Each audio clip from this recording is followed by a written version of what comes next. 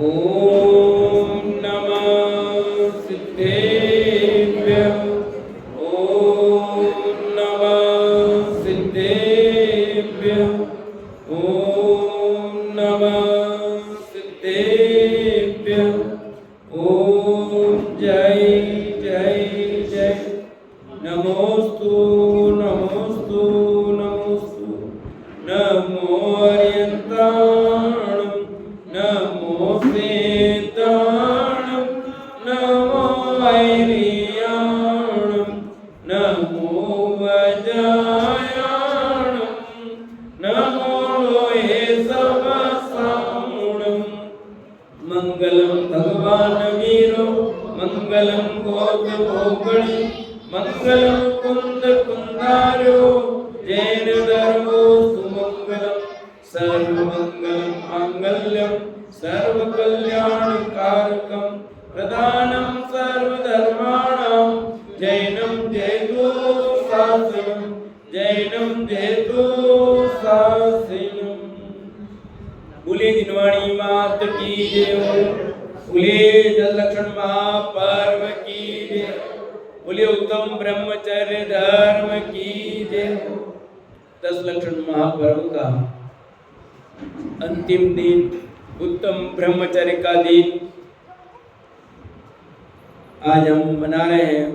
10 दिन पूरे हो गए, कैसे बीत गए कुछ पता ही नहीं लगा। आ रहे 10 लक्षण और ये पूरे भी हो गए। यही जीवन की कथा है, यही संसार की क्षण भंगुरता है। पता लगता जीव कब आता और कब चला जाता है और तत्व का निर्णय नहीं कर पाता और आयु पूरी हो जाती है। परंतु हम 10 दिनों में बहुत गहराई से तत्व चिंतन करने का प्रयत्न किया है, जिसमें हमारे इस तत्व चिंतन कृति के माध्यम से 26 छंद हमने कल पूरे कर लिए थे। उसके आगे की चर्चा हम प्रारंभ करते हैं। 27वें 28वें जितने आज होते हैं अपन लेते हैं। छंद नंबर 27। पुण्य का उदय तो अनुकूल हो संयोग सब, पाप का उदय तो प्रतिकूल हो संयोग सब। पर द्रव्य की अनुकूलता प्रतिकूलता से धर्म का संबंध कुछ भी है नहीं, जिन देव ने ऐसा कहा। कितनी कितनी सुंदर चर्चा आई है। जिनके पास पुस्तक नहीं है तो पास में देखें या मोबाइल पर डाल देना निमन तो देख लेंगे। ये पेज नंबर 45 वाला डाल दो, ग्रुप में देख लेंगे। पुण्य का उदय हो तो अनुकूल हो संयोग सब। पाप ये भी हो गया था अपना। पाप का उदय हो तो प्रतिकूल हो संयोग, ये हो गया था चंद्र का। 28 तक कल हो गई थी चर्चा। 29वां पढ़ना है। विकल्पों का हो समन होना। 27 तक हुए थे, 28 ले लेते चलो। अनुकूलता प्रतिकूलता को भोगने का भाव तो हो गई है, इसीलिए वे धर्म हो सकते नहीं। हेय बुद्धि पूर्वक रे त्यागने का भाव तो धर्म ही है, इसीलिए स्वीकार करना चाहिए। क्या कह रहे हैं? जो कल बात आई थी, यदि पुण्य का उदय हो तो अनुकूल संयोग सब मिलते हैं और पाप का उदय हो तो प्रतिकूल संयोग मिलेंगे ही। उसी बात को कहते हैं अनुकूलता प्रतिकूलता को भोगने का भाव तो हो गई है, इसलिए वे धर्म हो सकते नहीं। बहुत जोरदार तर्क दिया है कि आप अनुकूलता को भोगो चाहे अप्रतिकूलता को भोगो, पर भोगने का भाव तो है ना। चाहे पाप का उदय हो चाहे पुण्य का उदय हो, दोनों स्थिति में करते क्या है? पाप के उदय में पाप को भोगना नहीं चाहते पर भोगना ही पड़ता है। क्या करोगे बोलो? हॉस्पिटल में भर्ती हैं, आप चाहते हो क्या भर्ती होना? अब भर्ती हो क्या करोगे बोलो? बुखार आ गया तेज, क्या करोगे? भोगना ही है। गोली लोगे, वो करोगे, पर उसको सहन तो करना पड़ेगा। जैसे हम अभी क्या कर रहे हैं, अब जो जब होना होगा तभी ठीक होगा। ये पेड़ जैसे चल रहा है वैसे ही चल रहा है ना। क्या कर रहे हैं बोलो? भोगना ही पड़ रहा है ना। हमारा बस चलता तो 1 सेकंड में सही कर देते, अपना बस चलता नहीं ना कुछ। भोगना ही है तुझे, सुख से भोग, दुख से भोग, भोगड़ेगा। और अनुकूलता है उसे भी भोगना है। उसमें भी क्या है? जो आपको सामग्री मिली है उस सामग्री का आप क्या करोगे? भोग करोगे। आपको बढ़िया घर मिला है, गाड़ी मिली है, जो भी मिला है उसका अपन क्या करेंगे? भोग करेंगे। कहते भोग ही है, इसलिए वे धर्म नहीं हो सकते। जो भी भोगने के भाव है, चाहे वो पाप रूप हो चाहे पुण्य रूप हो, वो धर्म नहीं हो सकता। वो शुभ भाव हो सकता, अशुभ भाव हो सकता है, पर धर्म तो, क्योंकि आपको भोगने का भाव है। हेय बुद्धि पूर्वक रे त्यागने का भाव तो धर्म ही है, इसीलिए स्वीकार करना चाहिए। अब जो भी अनुकूलता प्रतिकूलता जैसे भी है, उनको हे बुद्धि पूर्वक स्वीकार करना, त्यागने का भाव। कि जो तुझे कुछ मिला है उसको सहज रूप से, ज्ञाता दृष्टा भाव से, हे बुद्धि पूर्वक मतलब, हे मतलब छोड़ने योग्य है, या हे बुद्धि कर लेना, ज्ञाता दृष्टा भाव से उसको भोगो, सहज रूप से भोगो। और वीतरागी भाव पूर्वक आपने उसे छोड़ा है तो वो धर्म हो गया। और द्वेष बुद्धि से छोड़ा है तो वो तो पाप परिणामी है, बंध का ही कारण है। समझे? मान लो कोई चीज मुझे अच्छी नहीं लगती इसलिए मैं उसका उपयोग नहीं करता। मुझे खाने में कोई चीज पसंद नहीं है इसलिए मैं नहीं खाता हूं, इसलिए मैं नहीं खाता हूं। तो क्या वो त्याग हो गया? वो धर्म हो गया कि नहीं? आप उसको छोड़े राग द्वेष रहित होकर के, न तो उसके प्रति द्वेष भाव हो न उसके प्रति राग भाव हो, उसका त्याग करने की बात है। और आज मैंने ग्रुप में डाला है ना, अभी कुछ लोगों ने पढ़ा होगा, कुछ ने नहीं पढ़ा होगा, कि आज अंतिम दिन है तो कुछ न कुछ आपको नियम लेना है, उस पर बात करेंगे। तो त्याग कैसे करना? तो ये जो त्यागने का भाव है बुद्धि पूर्वक, उपादेय बुद्धि पूर्वक नहीं, द्वेष बुद्धि पूर्वक नहीं, राग पूर्वक नहीं, सहज ज्ञाता दृष्टा भाव से तत्व बुद्धि पूर्वक उनका त्याग करना तो धर्म होगा। धर्म ही है इसीलिए स्वीकार करना चाहिए। उसको हे बुद्धि पूर्वक उनका त्याग करो। भोग सामग्री जो भी है, चाहे वो पाप रूप पुण्य रूप जो भी है, उन सब का सहज ज्ञाता दृष्टा रूप रह करके उसको जानो, तो वो धर्म हो जाएगा, वो वितराग भाव हो जाएगा और तुम्हारे लिए वह मुक्ति के मार्ग का कारण बन जाएगा। मैं मुनि दीक्षा ले रहा हूं तो क्यों ले रहा हूं? यदि मुनि दीक्षा ली मैंने और मैं वैराग्य पूर्वक लेता हूं तो मेरे लिए वो धर्म है। और वैराग्य नहीं हुआ और मैं ले रहा हूं किसी और कारण से तो धर्म नहीं होगा। अरे गृहस्थ जी में मनुष्य पर्याय तो मुनि दीक्षा तो अपने को भाव रहने चाहिए कि वह शुभ घड़ी कब आएगी जब नंग दिगंबर भाव लिंगी संत बनकर मैं वन में विचरण करूंगा। ऐसे भाव रहने चाहिए और लेना भी, पर जब तक तैयारी नहीं हो और आप ऐसे ही ले लोगे तो क्या हो जाएगा, तो बड़ी दिक्कत हो जाएगी ना, तो वो धर्म नहीं होगा कि नहीं।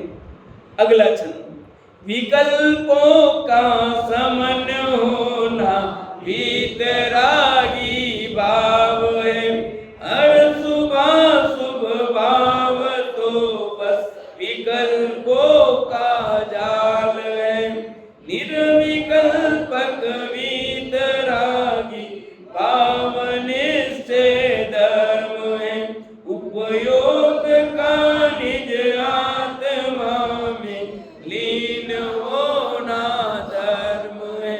धर्म किसका नाम, हम किसमें धर्म मान रहे हैं और धर्म है क्या।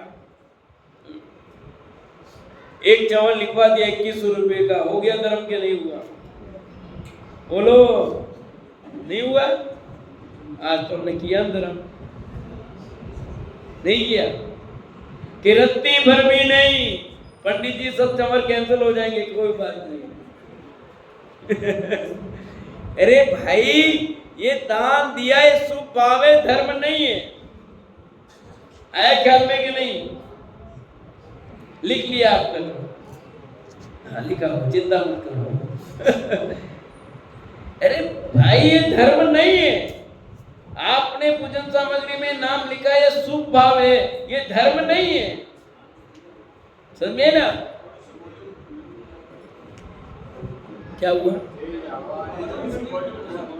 आवाज मैं कम कर देता हूं, यहीं से मेरे पास सब इलाज यहीं से हो जाएगा।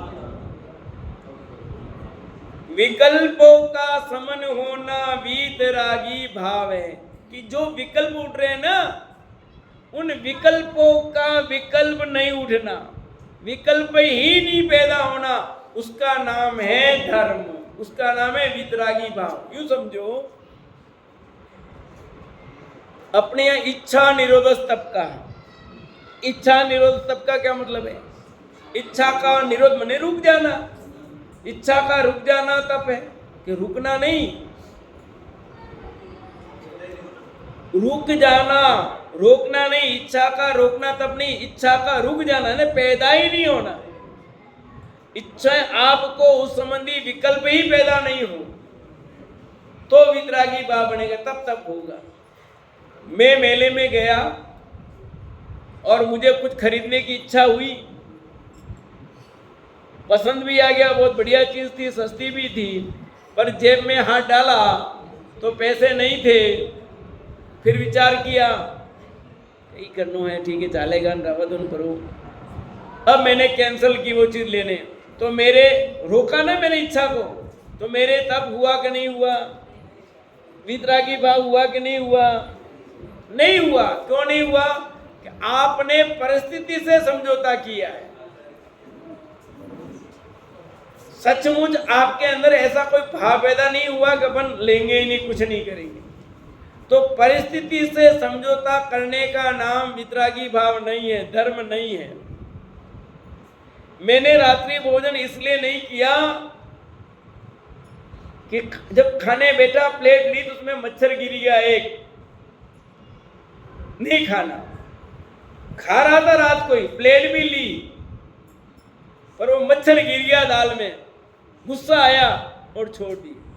बोलो धर्म हुआ कि नहीं हुआ, निर्मल हुआ कि नहीं हुआ, बोलो नहीं हुआ। क्योंकि आपने वास्तव में आपके अंदर रात्रि भोजन नहीं करने का परिणाम नहीं था, वो तो करने का था, पर वो मच्छर गिरा, उससे आपका ये ध्यान नहीं रखते, गुस्सा आ रहा और आ रहा है, तो आपका ये त्याग नहीं हुआ। तो कह रहे हैं कि ये विकल्पों का समन होना, वो विकल्प ही नहीं पैदा, उस जाति का भाव ही नहीं पैदा होना। जैसे भी 10 लक्षण है, अपन एक टाइम जिम रहे हैं तो विकल्प ही पैदा नहीं होता शाम को खाने का, न रात में न शाम को, कुछ भी नहीं। ऐसे ही अभी ये धर्म नहीं हुआ, मुझे एक उदाहरण समझा रहा हूं खाली, कि एक विकल्प पैदा नहीं हुआ, समन हो गया आपको।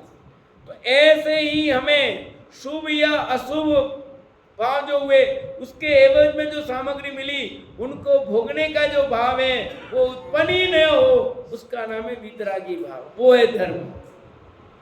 शुभ भाव तो बस विकल्पों का जाल है।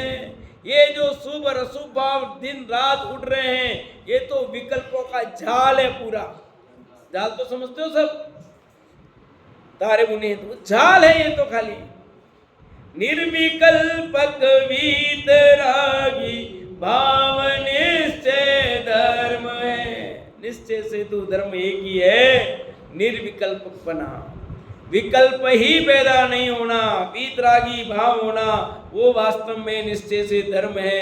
व्यवहार में तुम्हें जो कहना कहो, पर सचमुच तो धर्म विकल्पों का उत्पन्न नहीं होना, शांत रहना, राग देश के भाव उत्पन्न नहीं होना, इष्ट अनिष्ट की बुद्धि उत्पन्न नहीं होना, इसका नाम है वितरागी भाव, इसका नाम है निश्चय धर्म। उपयोग का निज आत्मा में लीन होना मर्म है। धर्म है, मर्म है कि अपना उपयोग अपने में लग जाए, बस यहीं से धर्म की शुरुआत है और यही धर्म है। बाकी सब तो परपंच है, जितने भी किया जाएगा। चाहे आप मंदिर बनाओ तो परपंच, बाकी तो आप मानते हो, पर मैं इस बात की ओर ला रहा हूं आपको। चाहे आप 64 चमन लगा दोगे तो भी वो परपंच ही है।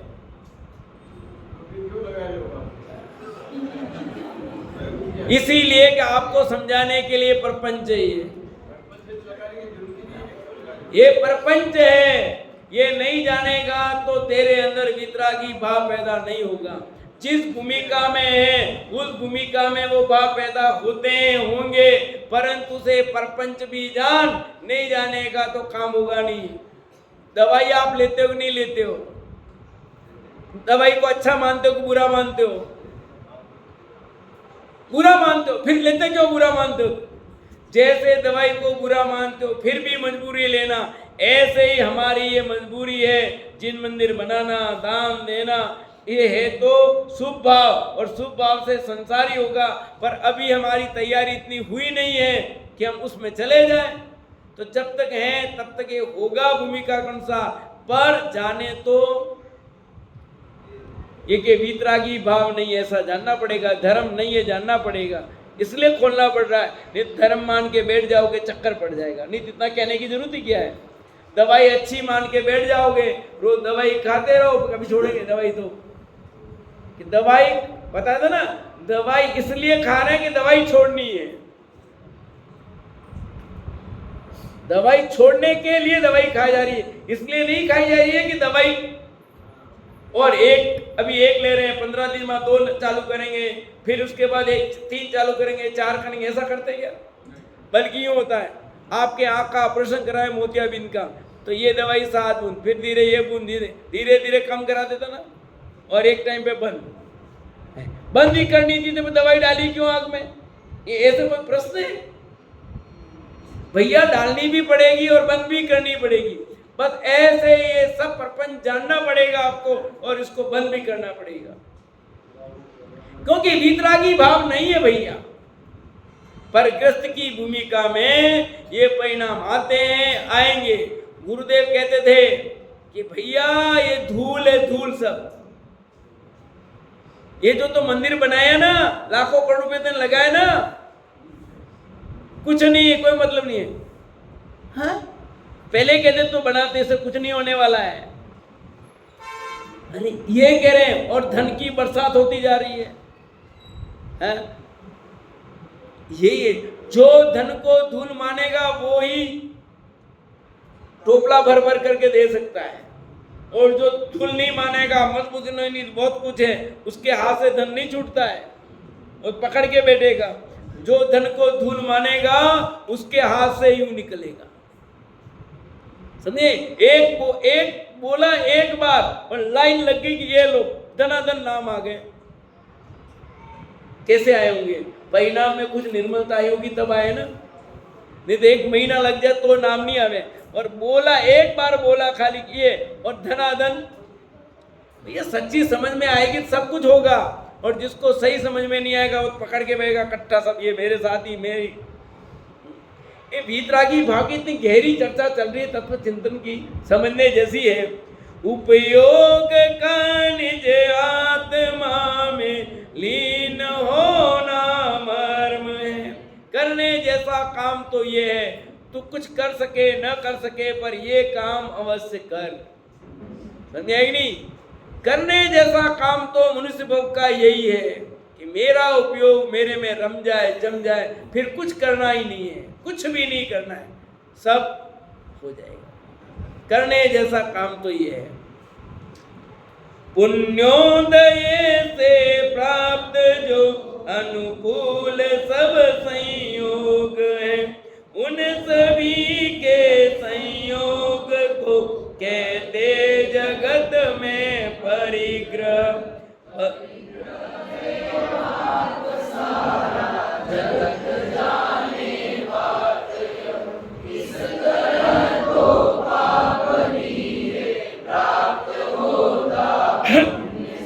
क्या कह रहे हैं? पुण्योदय से प्राप्त जो अनुकूल सब संयोग, जितने भी अनुकूल संयोग मिले वो तेरे को पुण्य के उदय से मिले हैं, उन सभी संयोगों को क्या कहते हैं? परिग्रह। क्या नाम है?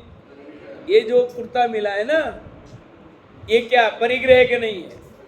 ये घड़ी परिग्रह की नहीं? रुमाल, घर, सब परिग्रह। जो भी मिला है तुझे वो सब परिग्रह है। बाल बच्चे, कहीं नाम तो आया नहीं उसमें परिग्रह में। 10 परिग्रह में कहीं आया बच्चों का नाम?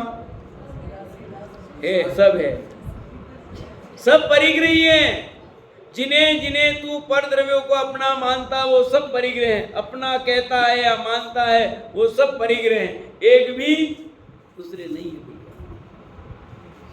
परिग्रह है पाप सारा जगत जाने बात यह।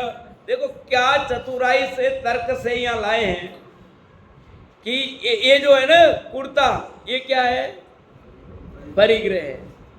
आपको गाड़ी मिली वो क्या है? परिग्रह। और परिग्रह क्या है? 5 पापों के नाम बोलना। अर्जुन 5 पाप के नाम बोलो। हिंसा, झूठ, चोरी, कुशिल, परिग्रह। कहाँ गई वो आर्मी? वो बोलती है। तो 5 पाप में परिग्रह का नाम है। तो अब ये पाप परिग्रह है तो पाप हुआ कि नहीं हुआ? अब तुम मानते नहीं हो, कैसे माने? ये इस तरह से सिद्ध किया कि जो तुझे पुण्य पुण्य लग रहा है ना, तो ये जो पुण्य के उदय सामग्री मिली वो परिग्रह है। और परिग्रह क्या है? पाप है। अब तो मान। अभी तेरे समझ में नहीं आ रहा, अभी तुम भूला भूल रहा है। इस तरह तो पाप भी है प्राप्त होता पुण्य से, कि पुण्य से भी मिला पुण्य के उदय से, पर हो क्या रहा है? पाप। इस तरह तो पाप भी है प्राप्त होता पुण्य से, कि पुण्य से भी पाप प्राप्त हो रहा। परिग्रह मिल रहा ना, तो मिला क्या? सरोज भाभी क्या मिला? पाप ही मिला ना। कहने को पुण्य, पर मिला क्या है? पाप मिला। ये बात समझ में आ जाए तो ये इतना इतना जो फूला फिर रहा है वो सब फूला फूला खत्म हो जाएगा। अगला छंद, क्योंकि आज लास्ट दिन है तो थोड़ा विषय आगे भी बढ़ जाए। अच्छा बोलिए। पुण्य पाप दोनों कर्म, क्योंकि कर्म की संतान है। जो कर्म है वे कर्म नाशक धर्म हो सकते नहीं। कर्म होने के लिए धर्म की आराधना, कर्म की आराधना आत्मा की साधना। कितने कितने तर्क देकर यहाँ सिद्ध करने की कोशिश की है। अब जिसको जिस तर्क से समझ में आ जाए बढ़िया काम है। यहाँ का है पुण्य पाप दोनों कर्म, क्योंकि कर्म की संतान है। पुण्य भी कर्म और पाप भी कर्म। कल बताया था मैंने कि जो कर्म की 148 प्रगतियां हैं उनमें 100 तो पाप प्रगतियां हैं। और 68 है पुण्य प्रकृतियां, 20 कॉमन, इसलिए 168 हो रही है। तो कर्म की संतान हुई ना, पुण्य भी कर्म की संतान है और पाप भी किसकी संतान है? कर्म की संतान है। जब कर्म की संतान है तो क्या करना? जो कर्म है वे कर्म नाशक धर्म हो सकते, जो कर्म ही है तो वे कर्म का नाश करने वाले कैसे हो सकते? बताओ। जो कर्म है वे कर्म नाशक धर्म हो सकते, वे कर्म नाश करने वाले धर्म नहीं हो सकते। पाप को तो कोई नहीं मानता, पुण्य को मानते, पर साथ में बात कर रहे हैं कि जो खुद कर्म की संतान है वो कर्म का नाशक कैसे हो सकता है? खुद ही कर्म में है, खुद का नाश करने वाला वो कैसे हो सकता है? नहीं हो सकता।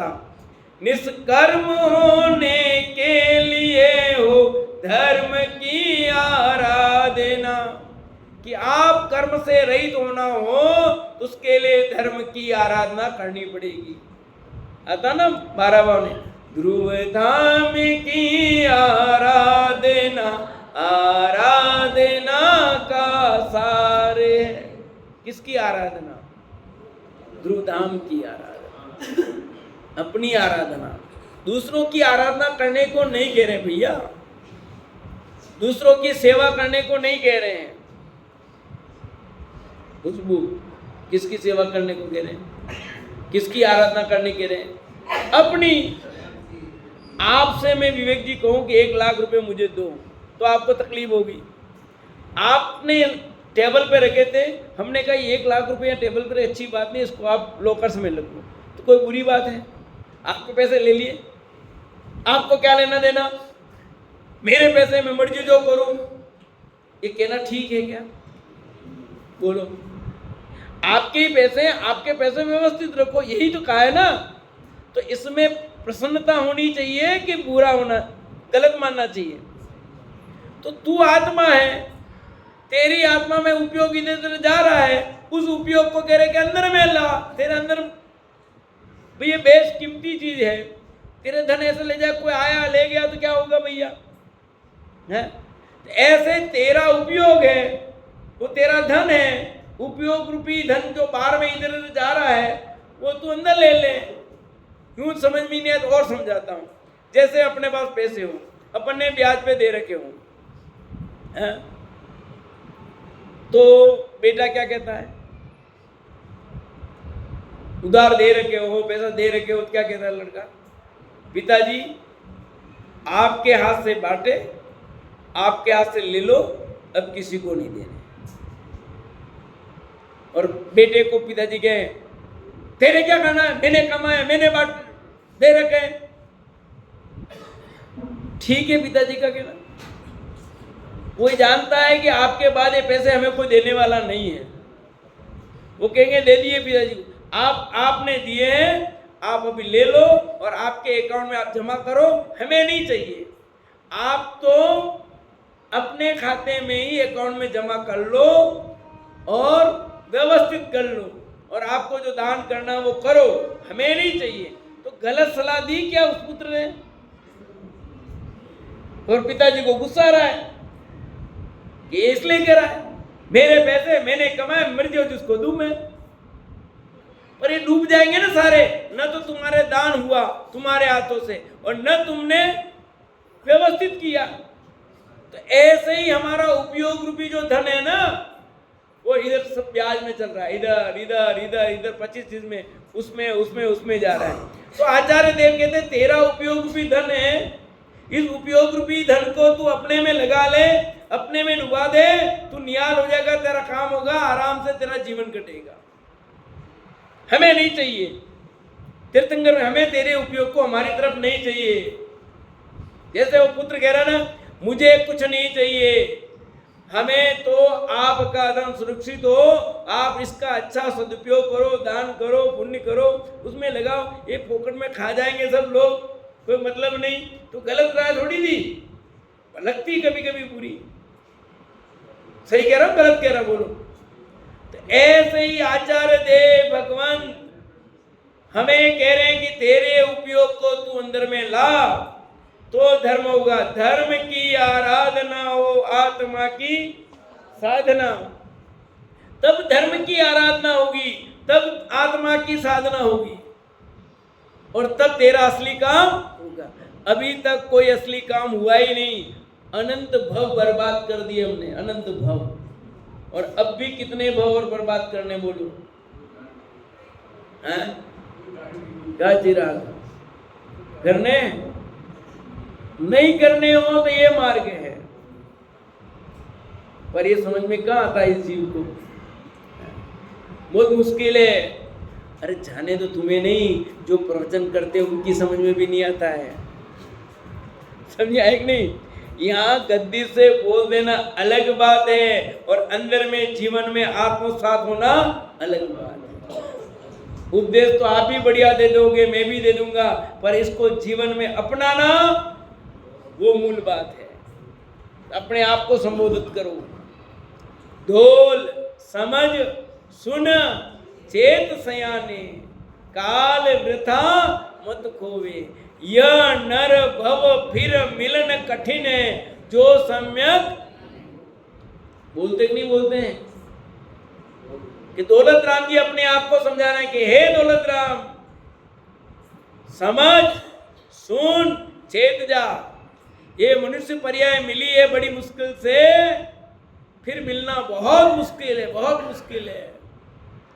और उसमें भी अपने को चैन कुल मिल गया है, जिनवाणी सुनने को मिल गई, समझने को मिली, और हम समझ नहीं पा रहे हैं। अपनी जिनवाणी, अपनी महिमा अपने को नहीं आ रही है। जिनवाणी किसी जिनवाणी की महिमा नहीं गा रही है, वो आपकी महिमा गा रहे हैं कि तू भगवान आत्मा है, तू भगवान आत्मा है।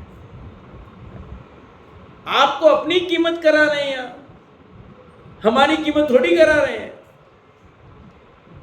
तो भी ये जीव तैयार नहीं, इसको लग रहा है कि कुछ और कर रहे हैं। स्वाध्याय में किसको लाभ होगा? आएंगे तो नरेंद्र भैया स्वयं को। दुकान आप खोलते हो बैठते हो तो किसको लाभ होता है? आपको, मेरे को तो नहीं होता। तो ऐसे यहाँ स्वाध्याय में आएंगे करेंगे तो लाभ किसको होगा? अपने को। आपने 10 दिन में मान लो एक आसन किया, व्रत किया, किसके लिए किया? बोलो किसके लिए किया रजू भाई? अपने लिए किया। अब किसी ने जाना ही नहीं कि मैंने व्रत किया ऐसा, तो क्या फर्क पड़ा? किसके लिए किए थे मैंने? मेरे लिए। तो लाभ किसको हुआ? हमारा नीलेश ने 10 दिन रात में नहीं खाया 10 रक्षण में, ठीक है? कल बोला वो, पंडित जी मुझे बहुत अच्छा लग रहा है, मैंने नहीं खाया था। क्यों नहीं करना? रात्रि में दूसरे का प्रश्न आया, रात को पूछ के गया मेरे को, क्योंकि मैंने कहा तो सबसे पहला लाभ है स्वास्थ्य का, आपका स्वास्थ्य बढ़िया रहेगा, सबसे ज्यादा लाभ। धर्म तो बात की बात है, सबसे पहले आपका स्वास्थ्य अच्छा होता है। सर्च करके देख लो, कोई भी धर्म नहीं कहता कि आप रात को खाओ, कोई डॉक्टर नहीं कहते, आयुर्वेदिक वाले नहीं कहते, सब कहते दिन में खाओ, उससे धर्म नहीं होगा। पर अब रात्रि भोजन छोड़ दिया, हो गया धर्म कि नहीं? यहां तो कहते हैं धर्म तो आत्मा को जानने से होगा। तो रात्रि भोजन काय को छुड़वा रहे हो? कि अंदर में जाने के लिए पहले तो तैयारी करनी पड़ेगी ना। हाँ? अरे जिसमें जमीन में बीज बोने हो तो क्या करना पड़ता है जमीन को? अरे गमला लाते हो, गमले में पौधा भी लगाना होता तो क्या करनी पड़ती है मिट्टी को? तो वही कुछ तो करना पड़ेगा ना। तो ये उसकी तैयारी है, खाली काम तो आपको ही करना पड़ेगा। धर्म की आराधना हो, आत्मा की साधना। लक्षण कर्म बंधन काटने को कर्म ही करते रहे, कर्म ही करते रहे तो कर्म ही बंधते रहे। वीतरागी भाव ही है धर्म, यह जाना नहीं। पुण्य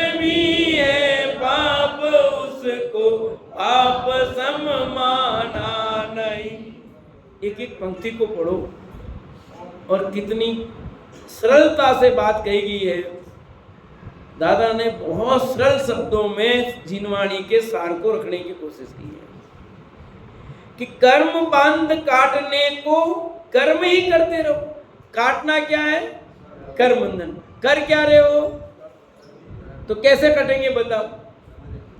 कर्म ही करते रहे तो कर्म ही बंधते रहे। कर्ज उतारने के लिए कर्ज लिया जाता है तो कर्ज बढ़ता है या घटता है?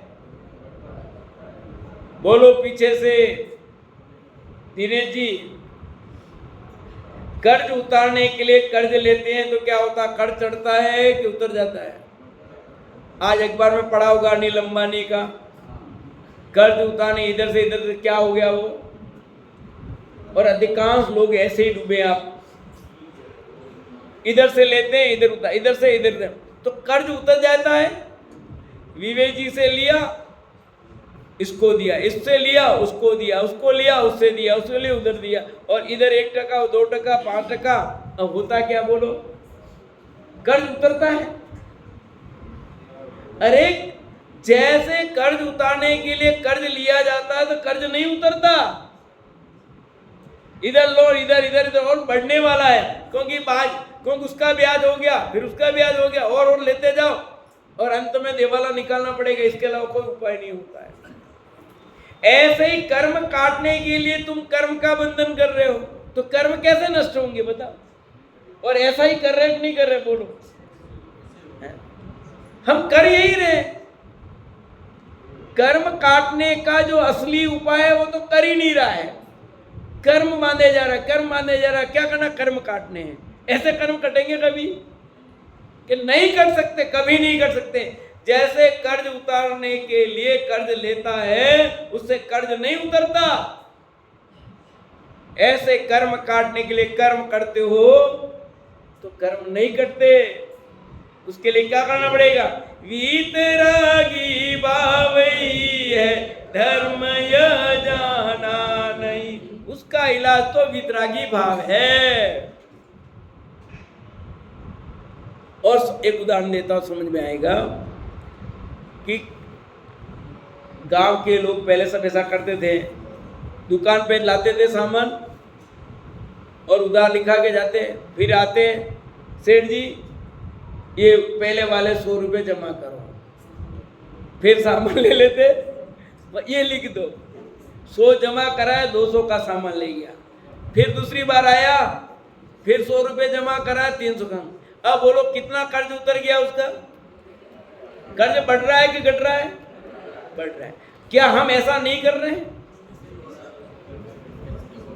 वो तो मूर्ख है, पर हम क्या कर रहे हैं? इधर आपके कर्म थोड़े खिर रहे हैं पाप, पर साथ में बांध भी तो रहे हो ज्यादा, तो कर्ज उतर ही नहीं रहा है।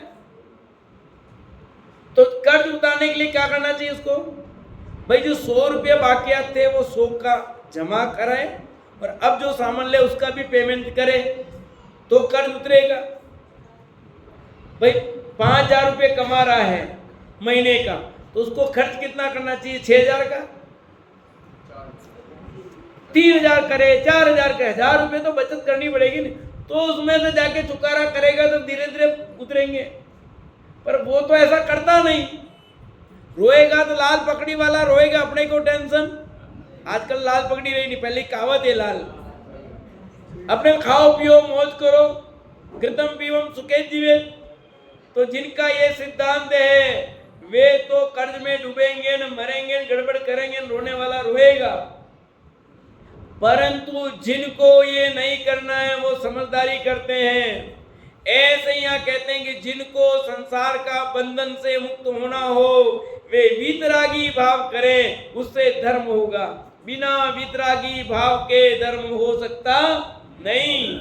पुण्य भी है पाप उसको पाप सम माना नहीं। अरे जिस पुण्य में तू फूल रहा है वो भी पाप है, पाप के समान है। ये तेरी बात समझ में आ नहीं रही है, पर ये तुझे मानना ही पड़ेगा। समझे नहीं? इधर पैसा लिया हो तो देखो मेरा कर्ज उतर गया, काहे का उतर गया? 100 रुपये इस जेब से निकाले, इधर 100 रुपये रख दिए, अब कितने रुपये बढ़ गए मेरी जेब में? नहीं बढ़े। और इधर लिए उसको दे दिए तो क्या हो जाएगा? कुछ नहीं होगा। और हम अनंत काल से यही करते आ रहे हैं, कुछ नहीं रहने तो हो जाएगा भाई साहब। मत करो पंखा, चलेगा अभी तो, ठंडा वैसे भी मौसम। तो यहां कह रहे हैं पुण्य भी है पाप उसको पाप सम्माना नहीं। एक छंद और लेते हैं, फिर विराम लेते हैं, फिर दूसरा प्रश्न होगा। पाप को तो पाप कहता जगत में संपूर्ण जग, पर विरल ज्ञानी जन कहे कि पुण्य भी तो पाप है। स्पष्ट शब्दों में कही यह बात श्री जो इंदु ने, जोग सारू ग्रंथ में जो इंदु मुनिवर देव ने। डॉक्टर साहब कह रहे हैं कि मैं नहीं कह रहा हूं, ये योगिंदु देव ने योग सार में कही है। जितनी बात कह रहा हूं मैंने एक भी बात अपनी मर्जी से नहीं कही है, ये आचार्य भगवंतों की बात है।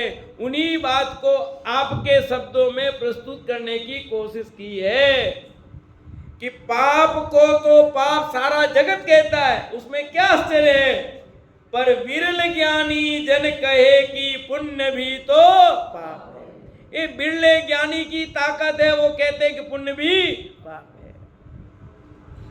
समझे? चमर की राशि भी ले ली, कह दिया कि चमर चढ़ाना धर्म नहीं है। ये कौन कह सकता? सब थोड़ी कह सकते हैं। समझ है कि नहीं? पूजन सामग्री के पैसे भी ले लिए और कहते हैं कि धर्म नहीं होगा, ये सब नहीं कह सकते। ये ताकत नहीं है सबकी, ये तो गुरुदेव की ताकत थी और उनकी ताकत पर हम बोल पाते हैं। ये कह रहे हैं भैया आचार्य, वो कहते हैं कि मैं नहीं कह रहा हूं गुरुदेव भी, कि ये तो योगिंद देव ने कहा है कि जो पुण्य में तेने किया ना सब, ये तेरा शुभ भाव था, ये भी तेरे बंध का ही कारण है, मुक्ति का कारण। ये बात आचार्य योगिंद देव कह रहे हैं कि बिरल ज्ञानी ही जन कहे कि पुण्य भी पाप है। ये पुण्य भी पाप है, क्योंकि पुण्य में फूलता है तो और पाप बनता है, फिर नरक चला जाता है, खोटी गति में चला जाता है। इसलिए पुण्य के उदय में सावधान हो जा। पुण्य के उदय में जिनवाणी मिली तो उसको पढ़ करके आत्म कल्याण कर ले। पुण्य के उदय में तुझे धन मिला, उस धन का सदुपयोग करके काम कर ले, ये भी धन मेरा नहीं है। आंख मिली तो जिनवाणी को पढ़ ले, कान मिले जिनवाणी को सुन ले, और इनको सुनने में सीमित मत हो जा। ये भी शुभ भाव है, जिनवाणी सुनने का परिणाम भी शुभ भाव है। यहाँ तक नहीं अटकना, यहाँ से आगे बढ़ कर के आत्मा में तल्लीनता का उपयोग कर, अपने उपयोग को अपने में रमाना जमाना, तो ही धर्म की शुरुआत होगी। बाकी धर्म की शुरुआत नहीं होने वाली है। 10 लक्षण पर्व ऐसे कितने निकाल दिए और फिर ऐसे कितने चले जाएंगे, कोई फर्क पड़ने वाला नहीं। जब तक तू अपने उपयोग को अपने में लाने का पुरुषार्थ नहीं करेगा, तब तक धर्म होगा नहीं। हम सभी इस उत्तम ब्रह्मचर्य धर्म के दिन, ब्रह्म ने आत्मा, चर्य मने चरना, अपनी आत्मा में चर्या करना ही ब्रह्मचर्य है। तो आप सभी अपनी आत्मा में चर्या करें, इसी भावना से विराम लेता हूँ। और अब